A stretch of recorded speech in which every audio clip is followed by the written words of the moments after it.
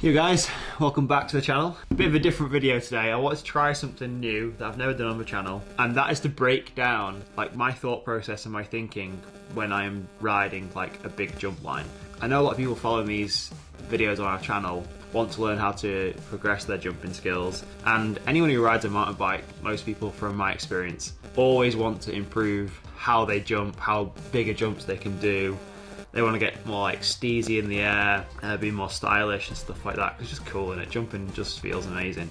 So on my screen here, I've got a video of when I went to Bike Park Wales last, and we rode the Vanta jump line at Bike Park Wales, which is like, I think it's their biggest jump line, and I think it's probably one of the biggest public jump lines that you can ride in the UK. I wish we had more stuff like this because I really do like free ride. I love doing big jumps. I really enjoyed going to Red Bull Hardline a few weeks ago and seeing the size of the jumps and the features that the guys were riding there. That really did ignite something inside me that wanted to like progress my own jumping skills. So I wanted to play this video and then stop it at certain points and just explain like what I'm thinking, how I'm approaching different features and jumps, and how I was able to get through the actual jump line on my own, because there was no one else there. It's obviously a lot easier if you're at these jump lines and there is people there who have already jumped the jumps or jumped the features, or successfully done things, because you can literally just follow them, learn from them, avoid any like costly or like dangerous mistakes. But I didn't have any of that. I kind of like just worked my way through the jumps feature by feature, had some pretty big errors at points.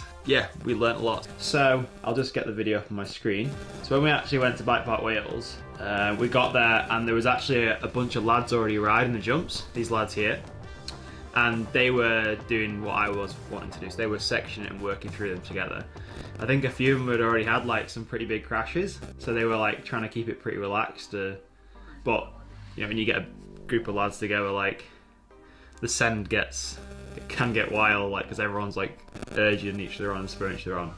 So I was kind of like asking them for advice on like how the jumps rode from their point of view, and just to see if I could get any insight into like if there were certain features that like had to be rode a certain way, like some features can kick you differently and things like that. So I was asking them questions and trying to figure things out before I actually had a go at them.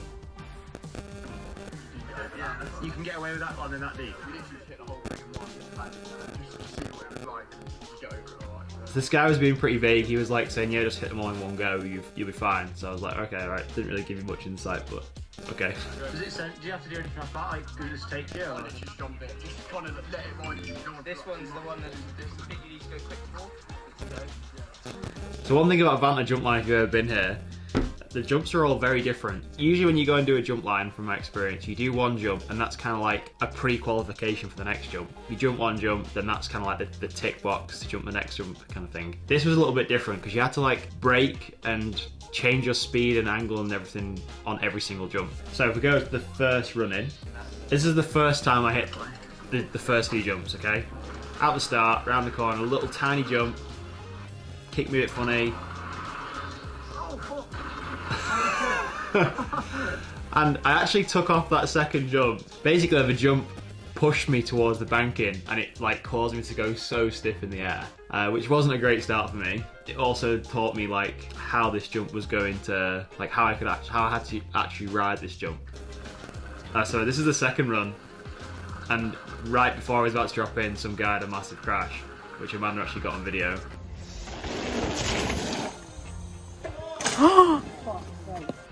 Yeah, and he crashed in this big jump. You alright? He was alright anyway. He like jumped over the handlebars. Fair play, mate. So this is my second run in. Bearing in mind I kind of like knew what the features were going to ride like. So jump. Jump.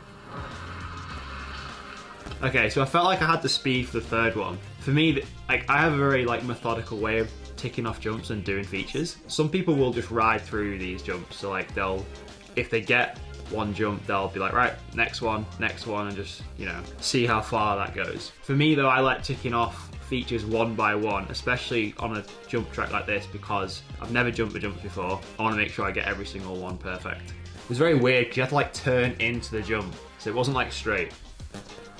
So this is my third go. Jumping the third jump, third run. Little jump, set up jump, So it went alright. I kind of like just went off how it felt. The next feature was a bit of a funny one because it had like a rock in the middle of it, so it was kind of like a feature of the track. So you could like tie a tap on the rock, or you could just jump over the rock completely. And for me doing this, I just wanted just to jump over the rock completely. Double.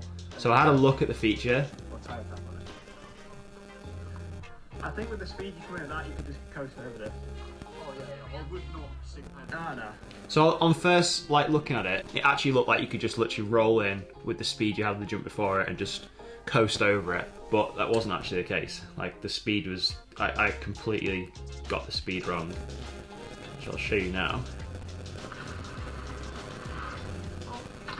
So massive case. Oh my god! Didn't pull up hard enough. Pretty much just skimmed the rock and then just cased it. Sometimes when I'm doing jumps like this where I'm kind of like 90% sure of like how the jump is gonna feel or how it's gonna ride, I'll sometimes almost like put myself in a position to jump the jump but try and minimize the risk as well. In that case, like I felt the worst that could happen was that I could case the jump. And I'm fairly comfortable with like casing and riding out of a jump like that. So I was like, right, okay, as long as I get my front wheel over the jump, I'm quite happy with that. We can then do it again, adjust how I ride it so we can actually get over it smoothly. This is the next attempt. Getting the jumps a lot smoother now, bit of style. Straight over. Oh, don't do that. There's a little scrub bump there as well, which you can go miles off if you don't like squash it. And then we come down into this, it's like a big hip jump. It's probably one of the first like bigger size jumps in the open. It's a big right hand hip. You can carve off the side of the jump, like up the side to make the jump smaller. I think it was supposed to be ridden so you go straight up the jump over the highest point of the tree and then like land like 90 degrees, so you like do an actual 90-degree right hand hip, which is pretty cool. If I'm honest, I was a little bit nervous at this jump because I was no idea how high it was going to kick me, so I just took a roll in from this rock jump and kind of like just gave it a go.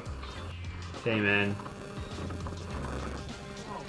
You kind of see there, like I actually jumped off kind of like the corner of the jump. I think that was almost like a safety mechanism inside my own head that was like, I'm not ready to go up straight up a lip just yet. I want to jump slightly to the right just to see how far I'm going to be in the air, like what things are going to look like when I'm in the air. Not the perfect first go, but you can see like there's like a common pattern here, right? And this is what it's like for me riding stuff on my own for the first time. Next go, I think go to the moon on this one. Yeah. So this one I actually aimed for the peak of the tree.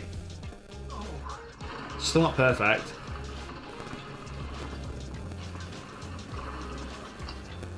And I also rolled down to the next jump as well, so like just to save a bit of time I kind of like just carried on through and just seen what the other features were within the next like 50 meters. So we come in again, third go. I went a bit too far then. And then had this idea of doing these next few jumps, which was such a bad idea, looking back now.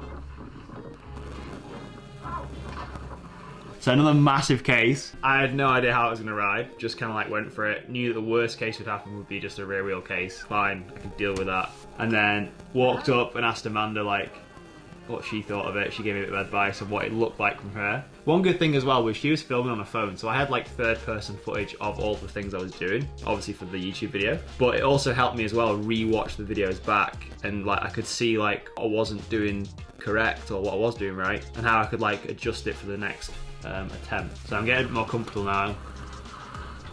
Over the big right hand hip jump. Oh man, that was a bit shit. There we go. So we got it then. That was cool.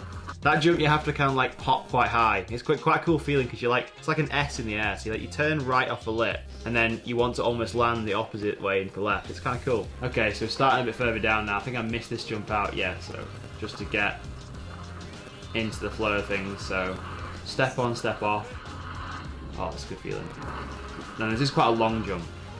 This is quite a really fast straight actually. And then you go over these like ridiculously rough supermoto or supercross bumps, which are savage on a mountain bike. So you can see how I'm just trying to piece things together one by one. If I tried to do this, just ride straight through it, even if I was following someone, I'd probably be pretty scared. So yeah, I actually stopped here and had a look at the jumps lower down. So these are quite the big jumps. So this is where there's like 2 or 3 fairly big jumps. And they use this for this Vantage jump jam as well, because you get quite a bit of airtime on them.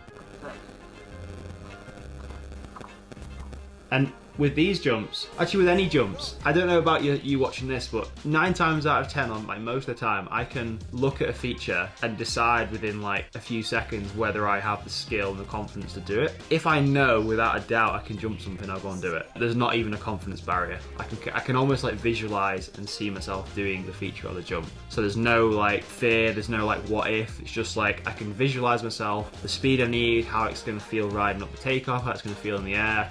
I can see it all before I've even done it. So that gives me confidence when I'm actually dropping in for the first time and actually doing it. If it's the other way around and I feel like there's a bit of uncertainty or there's like things that still need to be figured out, this is when I start like doing this. So I start like looking at jumps and start weighing up like, okay, how much speed do I need? Because for me, these jumps were quite hard to judge being on your own.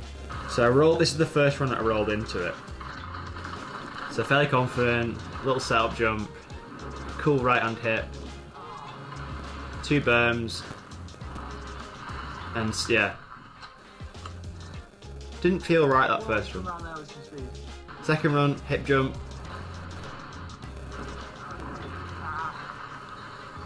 Again, something wasn't adding up for me there. If I'd have come around that corner off the hip jump into those 2 berms, I'd just be deciding right then and there, like, right, let's go for it. But something wasn't adding up, and I don't like going off jumps without 100% confidence and conviction that I can do something. So this is the 3rd time. I think this is the first time I jumped the jump. We'll see in a sec. I can't actually remember. So feeling a bit more confident. Yeah, so we went for it this time. I felt dead sailor in the air. I felt the wind. So I felt the wind, felt a bit dead sailor, because like again, I actually there was like a bit of a black area, like, or like a grey area of like, I had no idea what was going to happen when I took off this, even after looking at it. So I got Amanda's feedback, which was useful. That sailor or something. It was so smooth. See, Amanda seems to think it looked smooth. It didn't feel very smooth. Those pumps are so rough.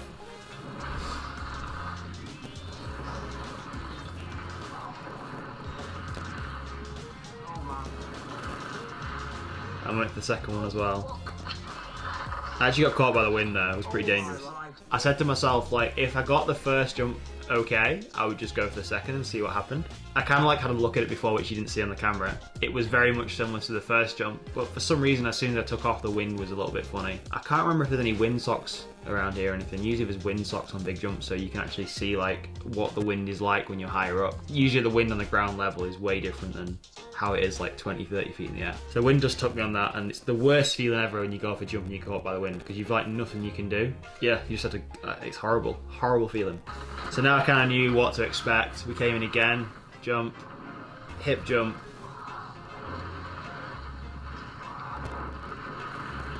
One jump, cool, felt confident. Oh man. So I actually said, I think on this, if I got that second jump, I would just go straight through the rest of the line, because I'd already had a look at this last section, and it wasn't as intimidating as the rest of the track. It was quite like motorway style jumps. This is a cool jump where you jump through the trees. This is really fun. Little jump, and then there's like a jump over a quad bike, and then a left or a right hip you can jump. So after I'd pieced all the features together, I wanted to do a full run down the track, almost to give myself the confidence that I could do this all in one go, and it's quite a good feeling doing it all in one go. So I'll show you what it actually looked like from top to bottom. Okay.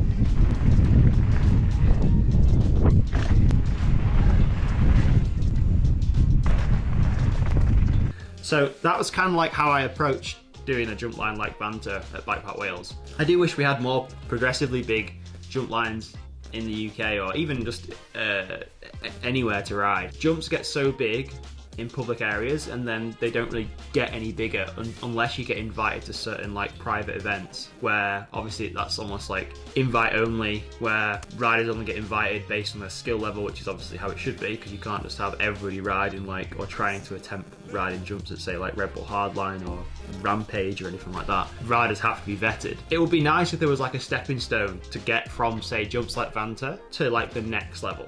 There are places that are starting to open up now. I did see a place called the Royal Hills, which has just been opened, which is one of Nico Vink's creations, and you can actually stay on site and ride some big jumps that are a lot bigger than this, which is probably a step in the right direction for people like myself, or maybe like yourself, who's looking to and wanting to ride bigger jumps. But that's kind of how I approach riding big jumps, and I hope that was useful for you guys. Yeah, let me know in the comments if this was actually an interesting video, because if it is, I could do some more on other jump lines, say at like Revolution Bike Park or any jump line around the world. I don't even know, because I just like to share how like I'm thinking, and hopefully that can help other people. So yeah, hope you enjoyed this one. See you in the next one, guys. Bye.